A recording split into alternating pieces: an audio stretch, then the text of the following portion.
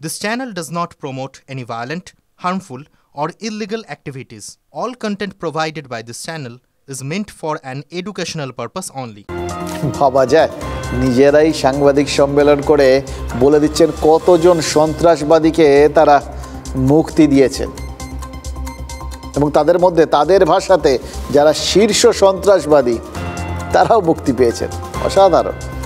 এবার সন্ত্রাসবাদী যে সবসময় ওই বন্দুক গুলি এইসব নিয়েই তারা হামলা করবে এরকম তো কোনো মানে হয় না। যেখানে সেখানে সে তারা হামলা করবে এরকমও না। বিশেষ বিশেষ জায়গায় বিশেষ বিশেষ উদ্দেশ্যে তাদের ব্যবহার করা হতে পারে। এই যে দেখুন এখন সংখ্যালঘু হিন্দু প্রধান এলাকাগুলোতে যে বেছে বেছে হামলা চালানো হচ্ছে, চিন্ময় প্রভুর পক্ষে কোনো উকিল দাঁড়াতে দেওয়া হচ্ছে না, এটাও তো এক ধরনের সন্ত্রাস। এই সন্ত্রাসটা করা হচ্ছে একটা ভয় থেকেই। খেয়াল করে দেখুন চট্টগ্রামে এই ধরনের সন্ত্রাস সব থেকে বেশি হচ্ছে, কারণ চট্টগ্রামে হিন্দুদের একটা বেশ বড় উপস্থিতি রয়েছে। চট্টগ্রাম আদালতে হিন্দু আইনজীবীদেরও উপস্থিতি রয়েছে, তাদের নিয়ন্ত্রণ আছে ওখানে। তাই কোনোভাবেই যাতে আইনের সাহায্য হিন্দুরা না পান, তাই জন্যই ওই আইনজীবীদের হুমকি দেওয়া হচ্ছে, আইনি ব্যবস্থাটাকেই ভেঙে দেওয়ার চেষ্টা হচ্ছে। পাবলিক প্রসিকিউটরকে পর্যন্ত মারধর করা হয়েছে যাতে আতঙ্কটা গেঁড়ে বসে। কারণ একটা বিষয় তো খুব পরিষ্কার, চিন্ময় কৃষ্ণ যদি একবার জামিন পেয়ে যান শুধু বাংলাদেশ সরকার নয় জামাতেরও মুখ পুড়বে। তাই উকিলদের নিশানা করা হয়েছে। চট্টগ্রাম বিশ্ববিদ্যালয়ের উপাচার্য অনুপম সেন, তিনি ইসকন মতাদর্শী, তাকে ইস্তফা দিতে চাপ দেওয়া হচ্ছে। ভাবুন তো, কেউ ছাড় পাচ্ছে না। শিক্ষাবিদ, তিনি কোন ধর্মাবলম্বী সেইটা বড় হয়ে দাঁড়াচ্ছে। কি অবস্থা। আর একটা জিনিস জানেন তো, এই যেখানেই কিছু হয় না, মানে তার মধ্যে থেকে রাজনীতি একটা কৌশল খুঁজে পায় আর সেই কৌশলটা কপি করে নেয়। কারণ যারই কৌশল হোক, যেখানকার কৌশলই হোক, রাজনীতির জন্য সব কৌশল চলবে। যেরকম বঙ্গ বিজেপির নেতারা তারা চাপ দিচ্ছেন যে বাংলাদেশের সঙ্গে বাণিজ্য বন্ধ করে দেওয়া হবে। রানী রাসমণি অ্যাভিনিউয়ে সনাতনীদের একটা প্রতিবাদ মঞ্চ হয়েছিল, সেখানে কয়েকদিন আগে ওয়াকফ বিলের বিরোধী সভা করেছে তৃণমূল কংগ্রেস। সেখানেই এই সনাতনীদের সভা, যেখানে বাংলাদেশকে আলু পেঁয়াজ পাঠানোগুলো বন্ধের হুঁশিয়ারি দিয়েছেন শুভেন্দু। কিন্তু তার বাইরেও আরেক রকম চাপের কৌশল তো রয়েছে। ওই সভায় গেরুয়াধারীদের উপস্থিতিটা, সেটা আরেক ধরনের চাপ। বাংলায় যে এত সাধু সন্ন্যাসী আছেন জানতেন? এরা রাজ্যেরই বাসিন্দা, রাজ্যেই থাকতেন, এতদিন জানতে পারেননি কেন? কারণ জানার মতো পরিস্থিতি তৈরি হয়নি। আর পরিস্থিতি তৈরি হয়নি বলে এরা এর আগে নিজের এলাকাতে নিজের মতো করেছিলেন, সবার সঙ্গে মিশেছিলেন। আলাদা করে গেরুয়াধারীরা যে এইভাবে নজর কাটছেন, তার কারণ এই পরিস্থিতি জিনিসটাই অনেক কিছু বুঝিয়ে দেয়। আজ কৃষ্ণনগরে রাজনীতিতে যেটা হয়েছে, কৃষ্ণনগরের রাজনীতি, কিন্তু সেটার থেকে বৃহত্তর রাজনীতির যোগাযোগটা একটু পরে বুঝতে পারবেন। সেখানে যেটা হয়েছে তাতেও তো এই পরিস্থিতির অনেক ওলটপালট চোখে পড়ছে বা ইঙ্গিত পাওয়া যাচ্ছে। আজ কৃষ্ণনগরের তৃণমূল সাংসদ মহুয়া মৈত্রের বিরুদ্ধে চিঠি দিয়েছেন 5 তৃণমূল বিধায়ক। এবার ভাবুন, তৃণমূল সাংসদের বিরুদ্ধে তৃণমূলের বিধায়করা চিঠি লিখেছেন। কাকে লিখেছেন? না, তৃণমূল নেত্রীকে। কোন অভিযোগে তারা চিঠি লিখেছেন? অভিযোগটা এক কথায় যদি বলতে হয় আপনাদের, তাহলে বলতে হবে যে মহুয়ার বিরুদ্ধে ঘোড়া ডিঙিয়ে ঘাস খাওয়ার অভিযোগ করেছেন তৃণমূলের 5 বিধায়ক। ওই কৃষ্ণনগরের সাংসদ নাকি দলের বিধায়কদের টপকে সোজা নিজে চলে গিয়ে ব্লক সভাপতি, অঞ্চল সভাপতিদের নিয়ে এলাকা চালাচ্ছেন। বিধায়কদের পরোয়াই করছেন না, তাদের জানাচ্ছেনই না। মানে তাদের এলাকায় গিয়ে মহুয়া নাকি গোষ্ঠীদ্বন্দ্বে উস্কানি দেন। এমনকি তিনি নাকি এমনভাবে দুষ্কৃতীদের তোল্লাই দেন যে তৃণমূলের লোকেদের আড়ালে তোলাবাজ বলে ডাকে নদিয়ার মানুষজন। মানে বুঝতে পারছেন, ওই বিধায়কদের অভিযোগ যদি ধরে নিতে হয় এটাই, তাহলে তারা আসলে তৃণমূল নেত্রীকে জানাতে চাইছেন যে দলের বিরুদ্ধে তোলাবাজ বলে 1 নম্বর একটা অভিযোগ রয়েছে, একটা বদনাম রয়েছে, আর 2 নম্বর তার জন্য দায়ীকে না ওই তৃণমূল সাংসদ মহুয়া মৈত্র। এই বিধায়করাই এই অভিযোগ তুলেছেন, আরও তো অভিযোগ করেছেন বিধায়কদের এড়িয়ে গিয়ে মহুয়া মৈত্র নাকি 3 ব্লক সভাপতি সহ 116 জন বুথ সভাপতি আর 16 জন অঞ্চল সভাপতিকে বদলে দিয়েছেন। এটা মারাত্মক। এইটা দেখে, চিঠির এই বক্তব্যটা দেখে খুব চমকে গেছি, জানেন তো। চিন্তা করুন তো, এই সাম্প্রতিককালে কে এই সমস্ত বদল টদল করতে চেয়েছিলেন? তৃণমূলের সর্বভারতীয় সাধারণ সম্পাদক অভিষেক বন্দ্যোপাধ্যায় বদলের জন্য তালিকা তৈরিও করে ফেলেছিলেন, কিন্তু তৃণমূলে বদল আনতে পারেননি। তার বদলে তার ঘনিষ্ঠ লোকজন নাকি বদল হয়ে গেছেন। আর এদিকে মহুয়া মৈত্র নাকি নদিয়ায় তৃণমূলের নিচুতলা একদম ওলটপালট করে দিয়েছেন বলে এই বিধায়করা অভিযোগ জানাচ্ছেন। এবার দেখুন, মমতা বন্দ্যোপাধ্যায়ের কাছে এই অভিযোগ যখন তারা জানাচ্ছেন, তখন তাদের কাছে নিশ্চয়ই তার কোনো প্রমাণ ঠমান আছে। অন্তত এটা তো মমতা বন্দ্যোপাধ্যায় ফেলে দেওয়ার মতো জায়গায় নেই। দেখুন, মমতা বন্দ্যোপাধ্যায়ের কাছে এই অভিযোগ যারা করেছেন তাদের মধ্যে যেমন রয়েছেন শিক্ষা দুর্নীতিতে অভিযুক্ত জামিনে মুক্ত পলাশীপাড়ার বিধায়ক মানিক ভট্টাচার্য, তেমনই আছেন রিজওয়ানুর রহমানের দাদা চাপড়ার এমএলএ রুকবানুর রহমান। আর মহুয়া মৈত্র সাংসদ হওয়ার আগে যেখানকার বিধায়ক ছিলেন সেই করিমপুরের বিধায়ক বিমলেন্দু সিংহ রায়ও এই অভিযোগকারীদের মধ্যে রয়েছেন। এবার এরা সবাই মিলে অভিযোগপত্রটা কখন কোন পরিস্থিতিতে পাঠালেন সেটাই খুব ইন্টারেস্টিং। খেয়াল করে দেখুন, সদ্য মমতা বন্দ্যোপাধ্যায় তৃণমূলের 2 বিধায়ককে ধমকে ঠান্ডা করে দিয়েছেন। ভরতপুর আর ডেবরা 2 জায়গার 2 হুমায়ুন কবির, এদের একদম বলে দিয়েছেন তারা কথাবার্তা যেন বুঝে শুনে বলেন, বেশি কথা বলারও দরকার নেই। এবার এদের ডেকে একদম পরিষ্কার করে বলে দেওয়া হয়েছে যাতে দল বিরোধী কোনো কিছু যাতে উঠতে না পারে, দল বিপাকে পড়ে এরকম কথা যেন কেউ না বলে, তিনি সঙ্গে সঙ্গে তাহলে ব্যবস্থা নেবেন। এবার মুখ্যমন্ত্রী এই কথাগুলো বলে দেওয়ার পরেও এই বিধায়করা যখন চিঠিটা লিখলেন এই রকম একটা পরিস্থিতিতে, তাহলে কি ধরে নিতে হবে? এরা নিশ্চয়ই ধরে নিয়েছেন যে মহুয়া মৈত্রের মাথা থেকে মমতা বন্দ্যোপাধ্যায়ের হাতটা সরে গেছে। এবার এটা তাদের ঠিক বিচার না ভুল বিচার, এটা বুঝতে গেলেও পরিস্থিতি বিচার করতে হবে। কারণ তৃণমূল বিধায়করা মহুয়ার বিরুদ্ধে অভিযোগ জানানোয় বিরোধীরা তো বটেই, দলের মধ্যের লোকজনও ভাবছেন অন্তর্দ্বন্দ্ব নিয়ে 2-4 কথা তো এবার উঠেই যাবে। আর অন্তর্দ্বন্দ্ব তো ভালো কথা, বিরোধীদের কেউ কেউ তো এসব দেখে তৃণমূলকে সার্কাস পার্টির সাথে তুলনা পর্যন্ত করছে, মানে লজ্জার এক শেষ আর কি। সার্কাস পার্টিতে যেরকম হয়, কেউ ক্লাউনের মতন লাফায়, কেউ অন্য কারোর মতন লাফায়, কিন্তু আলটিমেটলি সুতোটা ধরা আছে। সে পিসির হাতে কতটা টান আর ভাইপোর হাতে কতটা টান কি আছে, এতে আমাদের লাভ কি? কর্তৃত্ব কে করবে? যার কর্তৃত্ব, তার ক্ষমতা, তার বেআইনি সম্পদ, তার দখলদারি। শাসক দল হিসেবে দলটি রয়েছে, তাই তার সে শাসক দলের বিধায়কেরা কি করছে তা নিয়ে আমাদের যথেষ্ট আগ্রহ আছে, এবং তাতে আমাদের মনে হচ্ছে যে কোম্পানির চেয়ারম্যানের সঙ্গে কোম্পানির ম্যানেজিং ডিরেক্টরের গোলমাল। এবং উল্লেখযোগ্য যে সাংগঠনিক বিষয় কিন্তু ক্যামাকচিটে চিঠি যায়নি, তাহলেই বোঝা যাচ্ছে ওই যে প্যাক না কি করেন মুখ্যমন্ত্রী বলেছেন যে প্যাক এবং প্যাকের নিয়োগকর্তা যিনি, তার গুরুত্ব কমছে, এবং ওই প্যাকের মনোনীত যিনি সাংসদ তার বিরুদ্ধেও অনাস্থা আসছে।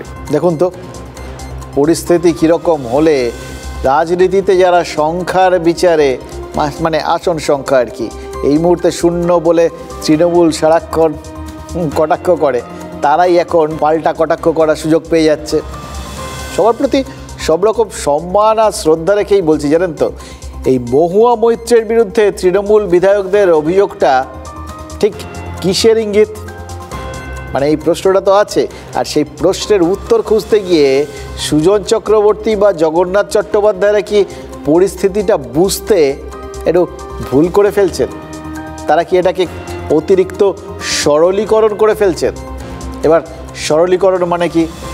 মমতা বন্দ্যোপাধ্যায় তৃণমূলের সংগঠন এবং প্রশাসনে যাদের বিরুদ্ধে ব্যবস্থা নিচ্ছেন তারা কিন্তু সাম্প্রতিককালে ঘটনাচক্রে সবাই অভিষেক বন্দ্যোপাধ্যায়ের ঘনিষ্ঠ। এবার এই ধারণাটা তার ফলে তৈরি হয়ে গেছে যে মমতা বন্দ্যোপাধ্যায় দল এবং প্রশাসনকে অভিষেকের প্রভাবমুক্ত করতে চাইছেন।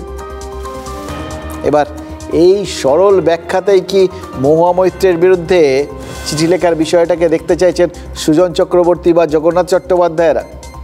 নিশ্চয়ই তাদের মনে হচ্ছে যে ওই সবই একই সিকোয়েন্সে হচ্ছে, একই সিরিজের ব্যাপার। তো তাহলে নিশ্চয়ই মহুয়া মৈত্র তিনি অভিষেক বন্দ্যোপাধ্যায়ের ঘনিষ্ঠ, সেই জন্যই তার বিরুদ্ধে এরকমভাবে চিঠি লেখানো হচ্ছে। এটা তারা সহজ সরলভাবে একটা ব্যাখ্যা করে দিয়েছেন। এবার যদি তারা সেটাই করেন তাহলে তারা হয়তো পরিস্থিতি বিচার করতে ভুল করেও থাকতে পারেন। কেন? বছরখানেক আগে পিছিয়ে যান। 2023-এর 15ই অক্টোবর তৃণমূল সাংসদ মহুয়া মৈত্রের বিরুদ্ধে গুরুতর অভিযোগ উঠেছিল সংসদে। তুলেছিলেন বিজেপি সাংসদ নিশিকান্ত দুবে। নিশিকান্তের অভিযোগ কী ছিল? সংসদের প্রশ্ন বা গোপন তথ্য ঘুষের বিনিময়ে ফাঁস করেছেন মহুয়া, বাইরে ফাঁস করেছেন এবং ঘুষের বিনিময়ে প্রশ্ন করেছেন সংসদে। এবার বিজেপি সাংসদদের বক্তব্য ছিল দুবাইয়ের ব্যবসায়ী দর্শন হীরানন্দানির কাছ থেকে উপহার আর নগদ টাকা নিয়ে আদানি গোষ্ঠীর সাথে প্রধানমন্ত্রীর নাম জড়িয়েছেন কৃষ্ণনগরের সাংসদ এবং গোপন তথ্য তিনি বাইরে ফাঁস করেছেন। এই অভিযোগে অবিলম্বে মহুয়ার সাংসদ পদ কেড়ে নেওয়ার দাবি জানিয়েছিলেন নিশিকান্ত এবং শেষ পর্যন্ত মহুয়ার সাংসদ পদটা সংসদের এথিক্স কমিটি খারিজও করেছিল। মানে মহুয়া সেই সময় বিপাকে পড়েছিলেন, এমন একটা বিপাকে পড়েছিলেন যখন তার বিরুদ্ধে যে অভিযোগ, সেই অভিযোগ তার দলকেও অস্বস্তিতে ফেলার পক্ষে যথেষ্ট ছিল। কিন্তু সেই সময় মহুয়া মৈত্রের পাশে কে দাঁড়িয়েছিলেন? মমতা বন্দ্যোপাধ্যায়। লোকসভা ভোটের অনেক আগে, সবার আগে প্রার্থী হিসেবে মহুয়ার নামটা তখনই কিন্তু ঘোষণা করে দিয়েছিলেন তৃণমূল নেত্রী। মহুয়া মৈত্র কি আগামী দিনে আপনাদের লোকসভা নির্বাচনে প্রার্থী হবে? না হওয়ার তো কোনো কারণ এখনো পর্যন্ত দেখছি না। আর তাছাড়াও তো কোকো পার্টি প্রেসিডেন্ট করা হয়েছে কৃষ্ণনগর ডিস্ট্রিক্টে। আর তাছাড়া পার্টি তো ওর পেছনে দাঁড়িয়েছে, মানুষের সাথে প্রতারণা করলো। তোমার যদি এতই পলিটিক্যালি তোমার যদি শক্তি থাকতো, তুমি লড়াই করে ওকে হারাতে নির্বাচনে। আর তো 2-3 মাস বাকি, সেটা না করে 2-3 মাস আগে এমন কি ঘটলো যে একজন সাংসদকে, একটা মহিলা সাংসদকে তোমাদের তাড়িয়ে দিতে হলো? লজ্জা করে না? 8ই ডিসেম্বর 2023 মুখ্যমন্ত্রী যা যা বলেছিলেন তার একটা কথা শুনে কি মনে হচ্ছিল যে মমতা বন্দ্যোপাধ্যায় মহুয়া মৈত্রকে অপছন্দ করেন বা মহুয়া মৈত্র তৃণমূল নেত্রীর গুড বুকে নেই? যাকে সংসদীয় এথিক্স কমিটি দোষী সাব্যস্ত করেছিল, ধনী ভোটে যার সাংসদ পদ খারিজ হয়ে গেছিল, যার জন্য তৃণমূলকে অস্বস্তিতে পড়তে হয়েছিল, সেই মহুয়া মৈত্রকে যে তিনি ফের প্রার্থী করছেন তা তো স্পষ্ট করে দিয়েছিলেন মমতা বন্দ্যোপাধ্যায় অনেক আগে লোকসভা ভোটের প্রথম নাম আর কি, প্রথম প্রার্থীর ঘোষণা আর কি মমতা বন্দ্যোপাধ্যায় করেছিলেন সেই সময়। এবার দেখুন, মার্কিন কোম্পানি জেপি মর্গানের ভাইস প্রেসিডেন্টের চাকরি ছেড়ে 2009 সালে রাহুল গান্ধীর হাত ধরে কংগ্রেসে যোগ দিয়েছিলেন মহুয়া। 1 বছরের মধ্যে সেই কংগ্রেস থেকে তাকে ছিনিয়ে নেন কে? তৃণমূল নেত্রী। তার 6 বছর পর 2016-এ তাকে নদিয়ার করিমপুরের টিকিট দিয়েছিল তৃণমূল। বিধায়ক মহুয়া 2019-এ লোকসভার ভোটের টিকিট পান এবং জেতেন। অর্থাৎ তার রাজনৈতিক উত্থানের প্রত্যেকটা পদক্ষেপে যিনি মমতা বন্দ্যোপাধ্যায়ের আশীর্বাদ পেয়েছেন, তার বিরুদ্ধে তৃণমূল নেত্রীর কাছেই নালিশ ঠোকার মতো পরিস্থিতি তৈরি হলো কেন? উত্তরটা কি জানেন?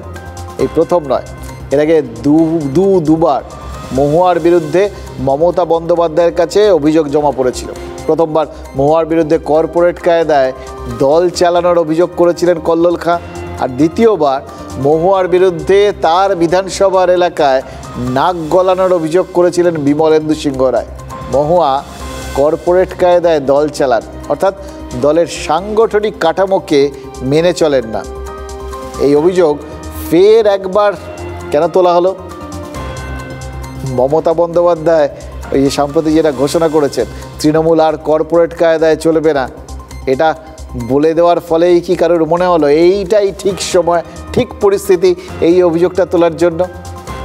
বিধানসভার বৈঠকে মুখ্যমন্ত্রী কিন্তু বিধায়কদের পরিষ্কার বলে দিয়েছিলেন যে ওই ভোট কুশলী সংস্থা, ওই সমস্ত প্যাকের কথায় দল চলবে না, দল চলবে নেতাদের কথায়, নেতাদের বুদ্ধিতে। মমতা বন্দ্যোপাধ্যায়ের ওই এক কথাতেই কি বুদ্ধি খাটাতে শুরু করলেন মানিক ভট্টাচার্যরা? মুখ্যমন্ত্রী তৃণমূল কংগ্রেস দলের চেয়ারপারসন, সবারই উপরে, তার কাছে অভাব অভিযোগ জানাতেই পারে, সেটা কোনো বিষয় না। বিষয়টা হলো আমি অভিযোগ জানাবো, আবার সংবাদপত্রে জানাবো, যারা করছে এগুলোও তো তারা ঠিক করছে না। আমি এখানকার বিধায়ক, আমার এলাকার মধ্যে আমার কলেজ পড়ে, কি হবে না হবে, কেন হচ্ছে, কিসের জন্য হচ্ছে, তো সে তো কোনোদিনই 5 মিনিটের জন্য শোনেনি, বসেনি, আলোচনা করেনি। সেই ব্যাপারে খুব আমারও রয়েছে, কিন্তু তার মানে এই নয় যে আমি সেটাকে সর্বোচ্চ নেতৃত্বের কাছে আবার যা বলবো, আবার এখানে সবাইকে জানাবো, এগুলো ঠিক না। কাটা যাচ্ছে কি নাম্বার বাড়া যাচ্ছে এটা বলতে পারবো না। কেউ যখন লিখছে কোট আনকোট দয়া করে সরান, দয়া করে সরান, তার মানে তারা সহ্যের সমস্ত সীমানাকে পার করে ফেলে। তৃণমূল কংগ্রেস একটা ঐক্যবদ্ধ পরিবার, দূরবীন দিয়ে অনেক গোষ্ঠীদ্বন্দ্ব খোঁজার চেষ্টা করেন, বহু অপপ্রচারও আমরা দেখেছিলাম, কিন্তু নির্বাচনের ফলাফল প্রমাণ করে দিয়েছে মানুষ তৃণমূল কংগ্রেসের সাথে আছে। এবং এক্ষেত্রেও তৃণমূল কংগ্রেসের যে শৃঙ্খলা রক্ষা কমিটি বা দলীয় গঠনতন্ত্র আছে, সেই গঠনতন্ত্রের মধ্যে দিয়ে দল যা সিদ্ধান্ত নেওয়া নিশ্চিত করে নেবে। দেখুন, মহুয়া মৈত্র হলেন সেই বিরল সাংসদ যার পোষ্য সারমেয়কে নিয়ে সংসদীয় কমিটির বৈঠকে আলোচনা হয়েছিল। মানে যে পোষ্যের দখল নিয়ে বন্ধুর সাথে মহুয়ার টানাপোড়েন দিল্লির পুলিশ পর্যন্ত গড়িয়েছিল। মানে একজন বিরল রাজনীতিক নিয়ে, তাকে নিয়ে এত কথা বলার পর ন্যাচারালি আরও কোনো বিরল ঘটনার কথাই তো মনে আসবে। আজকে এরকম বিরল একটা ঘটনার সাক্ষী কিন্তু বিধানসভা থেকেছে, জানেন তো। আজ বিধানসভায় চন্দ্রিমা ভট্টাচার্যকে মাননীয়া বলে সম্বোধন করেছেন বিরোধী দল নেতা। এবার একজন নেত্রীকে এরকম মাননীয়া বলে তো বলতেই পারে, নেতার আশ্চর্য কী আছে, সম্মান জানিয়ে বলেছেন। কিন্তু মজা হচ্ছে সচরাচর মমতা বন্দ্যোপাধ্যায়কেই নাম না করে মাননীয়া বলে সম্বোধন করেন শুভেন্দু অধিকারী। আজ চন্দ্রিমা ভট্টাচার্যকে তিনি যখন মাননীয়া বললেন, তখন চন্দ্রিমা ভট্টাচার্য বিষম খেয়েছেন কিনা তো জানি না, কিন্তু এটা সবার কাছে একটা বিরল ঘটনা লেগেছে। এবং আমি নিশ্চিত এই সহজ সরল সম্বোধনের পেছনে কোনো বিশেষ উদ্দেশ্য আছে কিনা, বা ওই বলে না প্যাঁচ আছে কিনা, সেটা লোকে কিন্তু খুঁজতে বসে গেছে। আজ কলকাতা এয়ারপোর্ট থেকে বিদেশের ওই উড়ান নিয়ে বিধানসভায় আলোচনা হচ্ছিল, এখান থেকে ডাইরেক্ট ফ্লাইট থাকা উচিত, কেন নেই, এই সমস্ত নিয়ে আর কি। সেই আলোচনাতেই শুভেন্দু অধিকারী অংশ নিয়েছিলেন। কলকাতা থেকে বিদেশের উড়ান বাড়ানো উচিত, বিশেষ করে ইউরোপের বিমান বাড়ানো উচিত বলে মন্তব্য করেছিলেন বিরোধী দল নেতা। এরপরেই নাকি তিনি দুটো কাজ করেন, এক, চন্দ্রিমা ভট্টাচার্যকে মাননীয়া বলেন, আর দুই, কলকাতার থেকে বিদেশের বিমান পরিষেবা বাড়ানোর জন্য রাজ্য সরকার যদি চায় তাহলে বঙ্গ বিজেপি সমস্ত রকম সাহায্য করবে বলে কথা দেয়। শুভেন্দু অধিকারী নাকি বলেছেন যে যদি কেন্দ্রীয় অসামরিক বিমান পরিবহন মন্ত্রীর কাছে তৃণমূলের মন্ত্রীরা এই সমস্ত দাবি নিয়ে যান, তাহলে বাংলার বিজেপি বিধায়করাও সঙ্গে যেতে পারে। ভাবুন তো, যখন বারবার এই কোথাও গিয়ে তৃণমূল অভিযোগ করে কেন্দ্র টাকা আটকে রেখেছে, তাদের দাবি মানছেন না, বাংলার মানুষ বঞ্চিত হচ্ছে, তখন যারা বিরোধিতায় সোচ্চার হন তারা এখন পাশে দাঁড়াচ্ছেন। এটা বেশ অন্যরকম বিরল ঘটনা না? এবার উল্টো দিক থেকে এরকম অভাবনীয় সহযোগিতার বার্তা এলে এপাশ থেকেও তো একটা সৌজন্য আসবেই। হয়তো সেজন্যই বিরোধী দল নেতার বিরল সম্বোধনের জন্য তাকে ধন্যবাদ জানান চন্দ্রিমা ভট্টাচার্য। এই পর্যন্ত শুনে মনে হতে পারে যে শুভেন্দু অধিকারী এবং চন্দ্রিমা ভট্টাচার্য বোধহয় মুখ্যমন্ত্রীর ভাষণটা খুব মন দিয়ে শুনেছেন। গতকাল ওই চলচ্চিত্র উৎসবের উদ্বোধনে মমতা বন্দ্যোপাধ্যায় সেই বলেছিলেন না, মাঝে মাঝে জায়গা বদল ভালো, সেই কথা শুনেই বোধহয় শুভেন্দু অধিকারী আর চন্দ্রিমা ভট্টাচার্য ভেবেছেন এতদিনের ওই বিরোধিতার জায়গার থেকে সরে এসে রাজ্যের স্বার্থে একটু সৌহার্দ্য সহযোগিতার বার্তা দেওয়াটা জরুরি। আমরাও ভাবছি, জানেন তো, হ্যাঁ, এগুলো যদি মাঝে মধ্যে রাজনীতিকটা মনে রাখেন তাহলে রাজ্যটার একটু ভালো হয় আর কি। আর রাজ্যের ভালো হলে রাজনীতিকদের ভালো তো বটেই, আপনার আমার কপালে একটুখানি ছিটকে ছাটকে একটু আধটু ভালো চলেও আসতে পারে।